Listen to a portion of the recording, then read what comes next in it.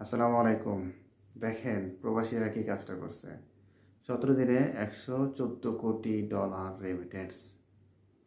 কিন্তু আমাদের মৌলিক অধিকারগুলো আপনাদেরকে দিতে হবে। পাসপোর্ট দ্রুত সময়ে রিনিউ করে দিতে হবে। টিকিটের দাম কমাতে হবে। প্রবাসীদেরকে ভিআইপিভাবে রিসিভ করতে হবে। প্রবাসীদের লাগেজ থেকে কোনো মালামাল চুরি করা যাবে না।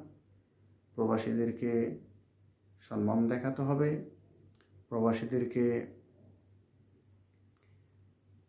সার্বিকভাবে হাইকমিশন থেকে সহায়তা করতে হবে। তাহলে রেমিটেন্স ইনশাল্লাহ দিনের দিন বেশি যাবে। এই হলো প্রবাসীদের খেলা। আমরা দেশ গড়ব ইনশাল্লাহ। ভালো লাগলে চ্যানেলটিকে সাবস্ক্রাইব করবেন।